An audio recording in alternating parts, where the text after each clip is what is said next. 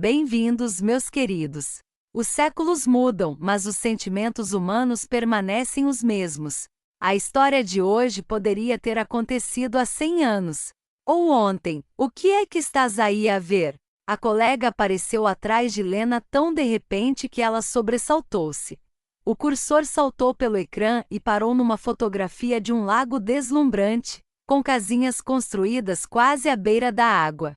Lena fixou o olhar na imagem e assentiu, perdida nos próprios pensamentos. Depois respondeu à colega: sim, estava a ver para onde ir nas férias. Faltam 2 semanas e eu e o meu marido ainda não decidimos onde queremos descansar. Ai, foste escolher logo a pessoa certa para confiar nisso. A maioria dos homens é igualzinha. Gostam de receber tudo no prato, mastigado e explicadinho. E tu ainda queres que seja ele a escolher o destino das férias? Resmungou a mulher antes de voltar para sua mesa, e Lena pensou que, de certo modo, ela tinha razão. O seu Ivan realmente não gostava de tomar decisões difíceis. Desde que Lena o conhecia, sempre empurrava qualquer escolha complicada para outra pessoa. Assim, por exemplo, a responsabilidade pela reforma recente da casa ficou toda com ela. Len, tens mais experiência, não tens? Disseste que ajudaste os teus pais com essas coisas. Eu não entendo nada disso, dizia ele, encolhendo-se atrás da desculpa de que tinha muito trabalho no consultório. Até na escolha do emprego, o que era até surpreendente, quem o ajudara fora o irmão. Vânia ficará na dúvida se devia aceitar a proposta porque, durante a entrevista, nem tinha prestado atenção ao salário. O irmão mais velho teve de ligar para a empresa, fingir-se ele próprio e esclarecer tudo. Pena que foi em vão no fim, Ivan nem aceitou o trabalho. Quando Lena lhe perguntava o que queria para o jantar, ele encolhia sempre os ombros. E se ela insistia para que escolhesse algo, ele ficava perdido, incapaz de decidir do que tinha mais vontade. Aquilo acontecia com uma regularidade quase irritante, e agora eram as férias. Lena planeava essa viagem havia muito tempo, separando umas moedinhas de cada salário. Queria algo mais do que simplesmente passar dias fechada em casa, como acontecia quase todos os anos. Queria viver alguma coisa nova, ver novos lugares. Ela até gostaria daquele lago. Uma floresta densa à volta, uma costa coberta de seixos, casas modernas com todo o conforto. Mas Ivan não sabia se preferia o mar ou as montanhas. Todos os dias mudava de opinião, deixando a esposa à beira de um ataque de nervos, não só pela indecisão, mas também porque ele telefonava para a mãe para pedir conselhos. A sogra, sabendo dos planos da nora, dava orientações pensando apenas nos interesses do filho. Tem de ter boa comida, boa rede. E nada de preços absurdos. Eu conheço vocês, jovens. Num dia gastam tudo e depois ficam aí a passar fome em cima das malas. Uma vez, Lena perdeu a paciência e interrompeu. Mas por que a senhora é sempre tão pessimista? Nós não vamos estourar nada. Eu não sou parva para viajar sem um tostão no bolso. Juntei um bom dinheiro. Chega para comida, lembranças e ainda sobra.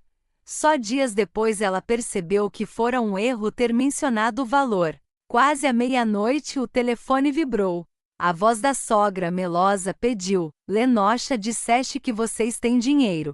Não poderias emprestar-me um pouco para um remédio? Eu devolvo na próxima semana. Pedidos assim tornaram-se frequentes. E embora Lena recusasse quase sempre, explicando que aquele dinheiro era para as férias, e que não iria emprestar, gastar ou comprar nada para ninguém, os pedidos não paravam. A sogra parecia ter decidido espremer até o último cêntimo da nora. Ivan, por sua vez, não se incomodava minimamente com as investidas da mãe. A cada queixa da esposa, ele encolhia os ombros e abanava a cabeça. Sei lá, Len, não me parece muito humano recusar. Eu daria o que ela pedisse. E nós ficávamos sentados em casa a vê-las passar. Retrucava Lena, magoada com a indiferença do marido pelos seus problemas. Hoje, porém, ela decidiu que bastava. Se Vânia não conseguia escolher, ela escolheria por ele. Ia para casa pronta para lhe anunciar isso, mas ele a surpreendeu primeiro. Mal ela entrou, o marido, estranhamente animado, saltou da sala e disparou. Ainda bem que chegaste. Temos de falar. Sobre o que as férias foram canceladas. O dinheiro vai para o aniversário de 50 anos da minha mãe. E Aline, aquele anel do teu primeiro marido vamos dar a ela. Faz tempo que anda de olho nele. Assim poupamos no presente, declarou Ivan com uma cara. Como se o dinheiro fosse dele e Lena o tivesse guardado para uso próprio. E isso apesar de ele não fazer absolutamente nada havia 2 anos além de se esparramar no sofá. Lena abriu a boca para protestar. Mas ao olhar para o rosto simplório do marido, vendo nos olhos dele apenas o desejo de agradar a mãe, desistiu. Apenas acenou em silêncio e seguiu para a cozinha. Preparou o jantar enquanto Ivan, feliz da vida, enumerava tudo o que precisava comprar para a festa da mãe. Quando enfim se calou para recuperar o fôlego, ela disse baixinho: o dinheiro já não existe. Comprei uma viagem de última hora para o lago. Não dá para devolver. Mentiu, e não se arrependia nem um pouco. Entregar o que havia juntado durante tanto tempo àquela mulher que para ela não significava nada, e que ainda a tratava como lixo. Isso Lena jamais faria, ainda menos o anel que Ivan queria dar de presente.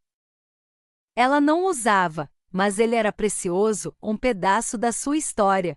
O primeiro casamento fora curto, mas feliz, o marido a tratava como uma rainha. Tinham uma centena de planos para o futuro. Mas a doença o levou em menos de 1 ano. O anel era a única coisa que a ligava àquele tempo, encomendado especialmente, de design único. O primeiro marido gastou todas as economias para o fazer. Lena ficará zangada na altura, queria usar aquele dinheiro para a entrada de um apartamento. A raiva aumentou quando ficaram as dívidas após a morte dele.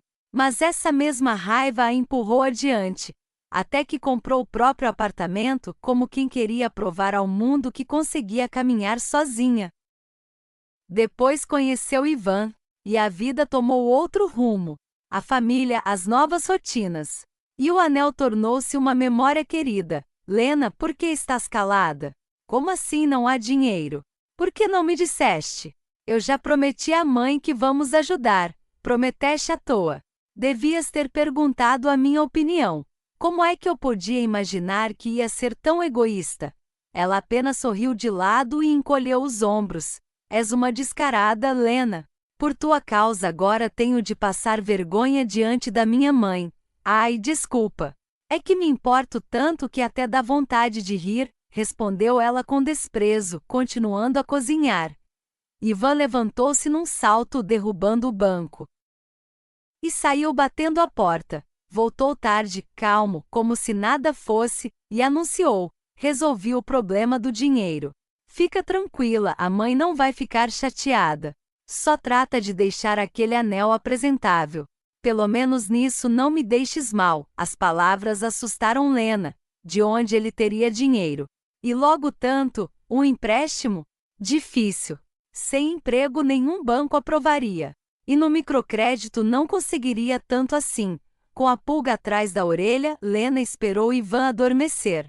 Quando ele começou a roncar pesadamente, ela levantou-se, foi ao corredor e vasculhou os bolsos e o telemóvel dele. Nunca fizera aquilo, mas algo dentro dela a guiava. O último contato no telemóvel? A mãe dele, claro. E no bolso, além de uma boa quantia de dinheiro, havia um anel embrulhado num lenço. Lena reconheceu na hora. Era da sogra. Aquela mulher raramente usava as próprias joias, mas vivia a gabá-las. Então, Ivan roubara a própria mãe. Lena não esperava por isso. Sentiu vontade de rir e chorar ao mesmo tempo. E também percebeu, de repente, que lhe dava repulsa voltar para a cama ao lado de alguém capaz de tal coisa. Se a sogra fosse uma mulher normal, Lena teria contado a verdade e tentado resolver. Mas aquela mulher a tinha infernizado tanto que Lena decidiu não se meter, ou quase. O aniversário aconteceu mesmo assim, mas alegria. A mãe de Ivan não teve. Descobriu que o ouro desaparecera e ficou em choque, mas não conseguiu encontrar o culpado. E ir à polícia. Bem, tente provar que aquilo era mesmo teu. Ivan, porém, irradiava orgulho enquanto felicitava a mãe, pavoneando-se como herói. Sentia-se importante por ter conseguido ajudar financeiramente. E de vez em quando batia no bolso, onde guardava a caixinha com o anel de Lena. Ele próprio o colocará lá antes de saírem. Lena lembrará-o e entregará o anel. Agora ele mal podia esperar para dar o presente. E Lena também queria ver o rosto da sogra. E o do marido. Ela prendeu a respiração quando Ivan finalmente estendeu a caixinha de veludo. Toma, mamã. Tu sempre o quiseste. A sogra sorriu e abriu a caixa. Os olhos dela foram se abrindo mais e mais. Levantou o olhar para o filho, engoliu em seco. Vânia, isto é uma brincadeira. Gostas? A Lenka não queria dar, mas eu convenci. Lena, por que é que a tua mulher tem o meu anel? O mesmo que me roubaram. A sogra virou-se para a nora. E Lena respondeu num tom calmo, quase indiferente: eu nunca tive o seu anel. Encontrei-o no bolsinho do seu filhinho. No dia em que não sei de onde, arranjou dinheiro para o seu aniversário. Ele esteve na sua casa naquele fim de tarde, não foi? Ela não acusou diretamente e não precisava. A sogra percebeu tudo. O escândalo que se seguiu fez doer os ouvidos. A sogra berrava como possessa. Ivan balbuciava, prometendo devolver tudo. Os convidados ficaram calados, assistindo ao drama que se desenrolava diante deles. E apenas Lena permanecia calma e contida. Esperou que os gritos diminuíssem um pouco, depois ergueu seu copo e bateu nele algumas vezes com o garfo. Quando todos os olhares se voltaram para ela, declarou com solenidade: também tenho um presente para vocês. Fez uma breve pausa, suficiente para que o silêncio ficasse pesado, e concluiu: apresentei o pedido de divórcio. O Ivan vai voltar para debaixo das suas asas, e as coisas dele estão a ser arrumadas pelos meus pais neste exato momento. Devem chegar a qualquer minuto. Depois disso, bebeu o conteúdo do copo de um só trago, virou-se e saiu com a cabeça erguida, plenamente consciente de que tinha feito a coisa certa. Continuar aquele casamento já não lhe dava qualquer vontade. E Lena decidiu ali mesmo que depois do divórcio, não iria correr atrás de um novo parceiro. Agora viveria para si. E se algum dia desejasse voltar a casar, escolheria alguém com quem se sentisse em paz, não como se estivesse a caminhar num campo minado. Esperamos a vossa opinião nos comentários. Cada comentário é importante. Não se esqueçam de deixar um like e subscrever o canal, que o vosso dia traga muitos sorrisos.